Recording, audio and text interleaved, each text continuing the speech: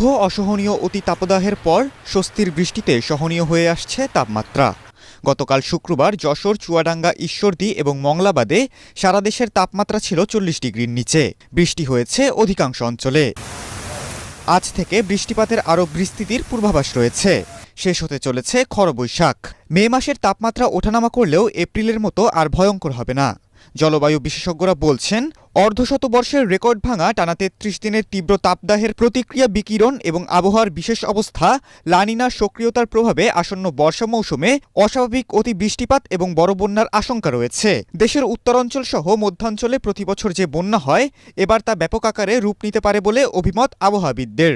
আবহাওয়া অধিদপ্তরের পরিসংখ্যান অনুযায়ী গত ৪৩ বছরের মধ্যে সবচেয়ে কম বৃষ্টিপাতের রেকর্ড ঘটেছে এবারের এপ্রিলে, যার গড় ছিল মাত্র ১ মিলিমিটার। ১৯৮১ সালের পর দেশে এটাই সর্বনিম্ন বৃষ্টিপাতের রেকর্ড এবং দেশের শুষ্কতম মাসও ছিল এপ্রিল। সার্বিক গড়ে ৮১% কম বৃষ্টিপাত হয়েছে গেল এপ্রিল মাসে। এই টানা বৃষ্টিহীনতা এবং বজ্রঝড় না থাকায় অতি তাপমাত্রায় গরমে পড়েছে দেশ। ওয়ালটন এয়ার কন্ডিশনার এক্সচেঞ্জ অফারে স্প্লিট এসিতে ২৩,০০০ টাকা পর্যন্ত নিশ্চিত ছাড়। গত ৭৬ বছরে এই ধরনের দীর্ঘ ব্যক্তিকাল বিশিষ্ট তাপপ্রবাহ ইতিপূর্বে বাংলাদেশে সংঘটিত হয়নি। ১৯৯২ সালের এপ্রিল মাসে ৩০ দিনই তাপপ্রবাহ ছিল, তবে তার এরিয়া কভারেজ ছিল শুধু দেশের পশ্চিমাঞ্চল জুড়ে। কিন্তু বাংলাদেশব্যাপী এই যে এরিয়া কভারেজ এবং নাম্বার অফ হট ডেজ যদি আমরা বিবেচনায় কথা বলি, তাহলে এটা আমাদের ১৯৪৮ সাল থেকে এই প্রথম দীর্ঘ ব্যক্তিকাল বিশিষ্ট তাপপ্রবাহ বয়ে যাচ্ছে। জলবায়ু পর্যবেক্ষণ ও পূর্বাভাস গ্রুপ সাসকোভ জানিয়েছে, দক্ষিণ এশিয়ায় আবহাওয়ার বিশেষ অবস্থা এল নিনো বর্তমানে বিরাজমান। আসন্ন বর্ষা মৌসুমের অর্ধেক সময় পর্যন্ত এই অবস্থা বিরাজমান থাকবে। এরপর শুরু হবে লানিনা।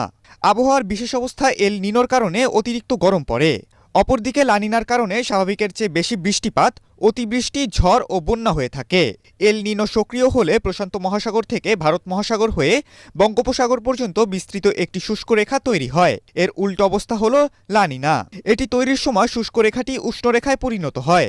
এতে বাতাসে জলীয় বাষ্প বেড়ে গিয়ে বিশ্বের বিভিন্ন অঞ্চলে বৃষ্টি বেড়ে যায়।